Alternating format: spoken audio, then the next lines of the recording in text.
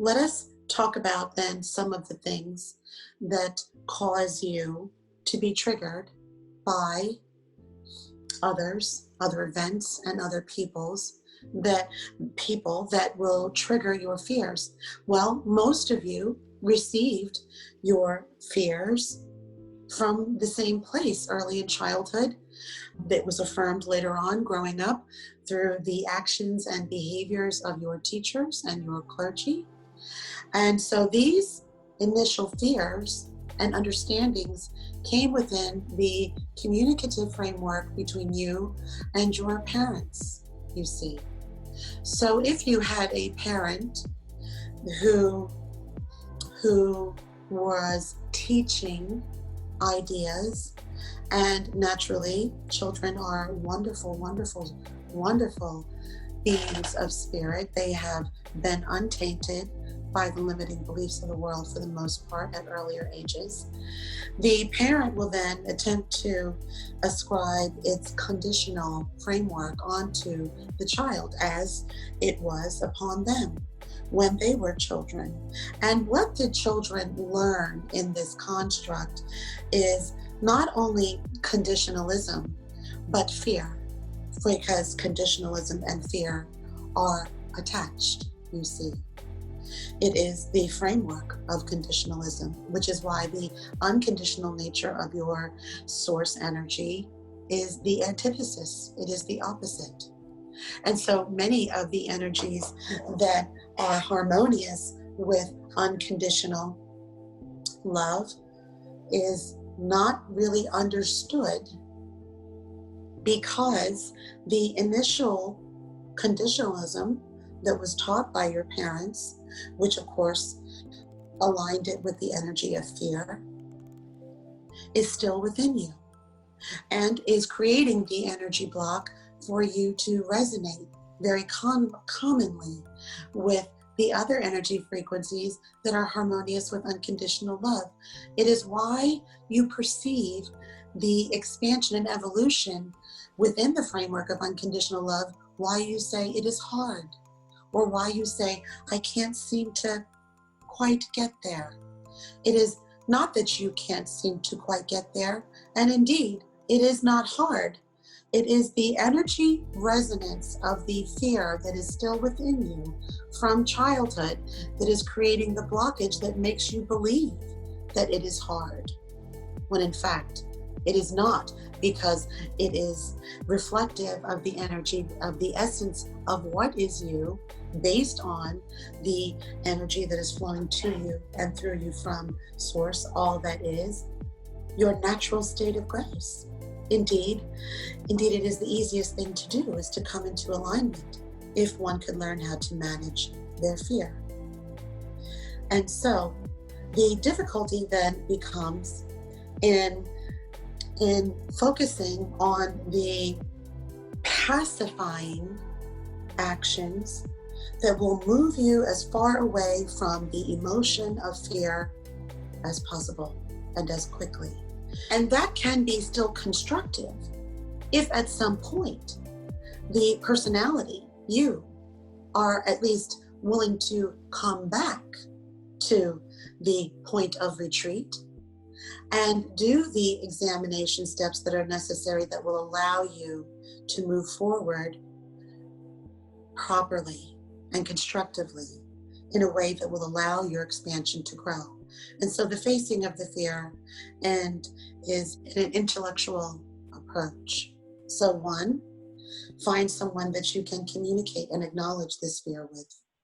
Two, if you cannot, still acknowledge its presence, because you cannot face what you will not acknowledge.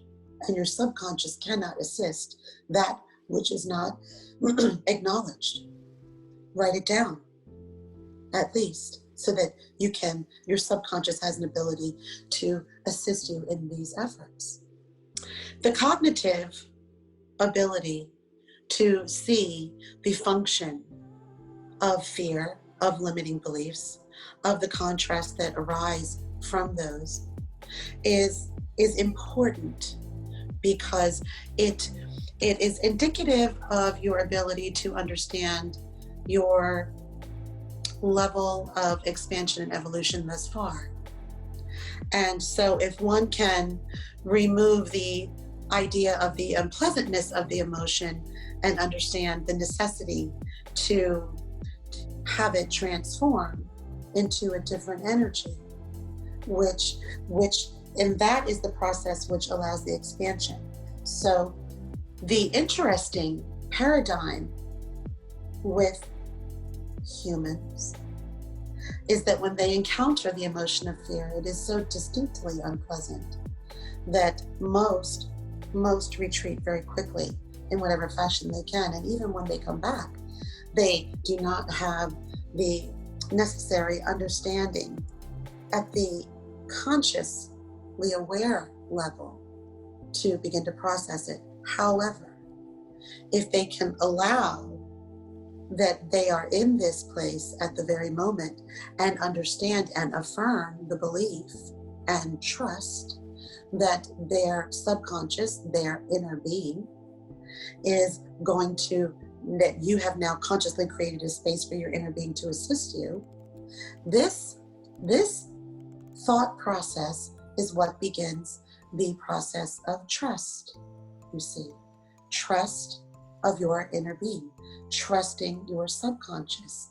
Because what was one of the conditions that was, for some of you, literally beaten out of you in childhood, was to not trust your own spontaneity, the spontaneous nature of you.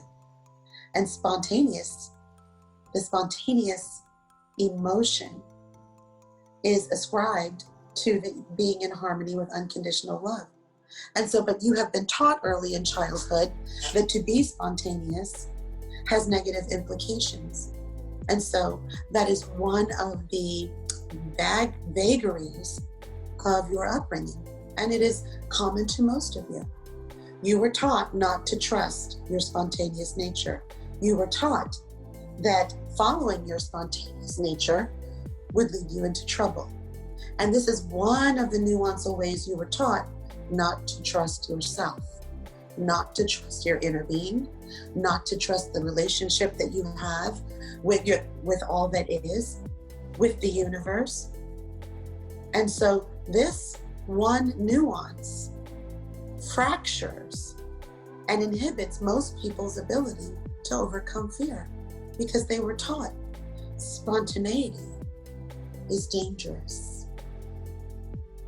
That is one of the conditions that children learn early. If I do something spontaneously and someone doesn't like it, there will be awful things that happen from it.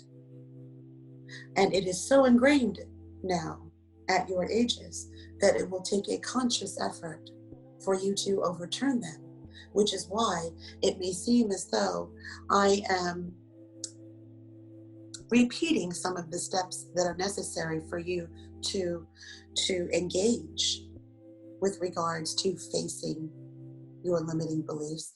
But you see, you are combating decades of a belief of a separation from you and you that is causing you to not trust your nature, your connection, that energy of unconditional love I call the state of grace, flowing to you and through you at all times from all that is God.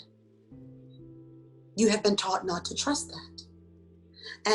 And actions that you have taken to subvert that have been affirmed in your experiences. Meaning, for the last many decades, many of you have learned that that was true.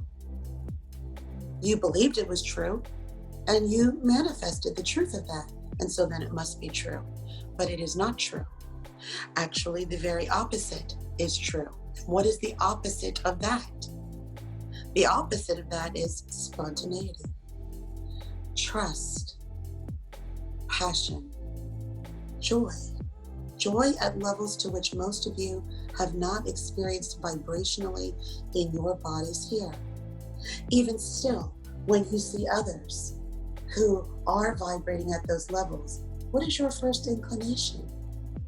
Most often, and you can observe this in conversations with others, even if you do not participate in them yourself, the people who are resonating the powers that are natural and inherent in them of desire and trust and spontaneity and passion, sometimes they're thought of as being too much. And then what is the inclination of others? To suggest that they ratchet that energy down. And why would they do that? Because they themselves have not yet been able to achieve a level of expansion and evolution that would allow them to feel these vibrations within your physical construct. And therefore, since you have not allowed yourself to fully resonate with the full powers that are already within you, because you have suppressed them, because those things about you have been taught to you in childhood were bad.